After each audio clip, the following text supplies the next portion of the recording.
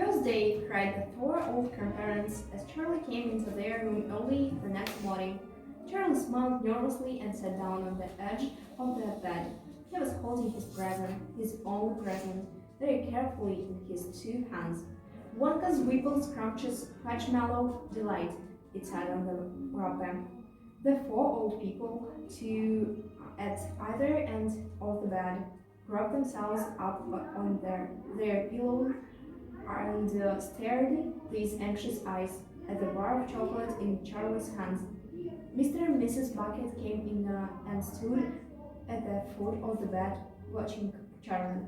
The room became silent. Everybody was waiting now for Charlie to start laying his present. Charlie looked down at the bar of chocolate.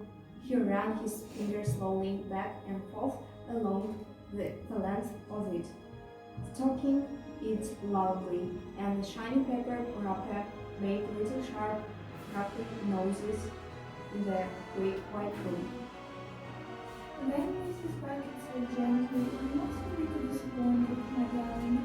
If you don't find what you're looking for underneath the chopper, you really can't expect to be as lucky as all that." "She's quite right," Mr. Bucket said. Charlie didn't say anything. After all, Grandma Josephine said, "In the whole wide world, there are only 3 tickets left to be found. The thing to remember," Grandma Georgina said, "is that whatever happens, you'll still have the bar of chocolate. Wonka's weekly scratches for the man of delight," cried Grandpa George. "It's the best of them all. You'll just love it." Yes, Charlie whispered. "I know. Just forget all about those golden tickets and enjoy the chocolate," Grandpa Joyce said. "Why don't you do that?" They all knew it was ridiculous to expect this one poor little bar of chocolate to have a magic ticket inside, and they were trying as gently and as kindly as they could to prepare Charlie for their disappointment. But there was one other thing that the grown-ups also knew, and it was this, that however small the chance might be of striking lucky, the chance was there. The chance had to be there. This particular bar of chocolate had as much chance as any other of having a golden ticket. And that was why all the grandparents and parents in the room were actually just as tense and excited as Charlie was, although they were pretending to be very calm. You'd better go ahead and open it up, or you'll be late for school," Grandpa Joey said. "You might as well get it over with," Grandpa George said. "Open it, my dear," Grandma Georgina said. "Please, open it. You're making me jumpy." Very slowly, Charlie's fingers began to tear open one small corner of the wrapping paper. The old people in the bed all leaned forward, craning their necks.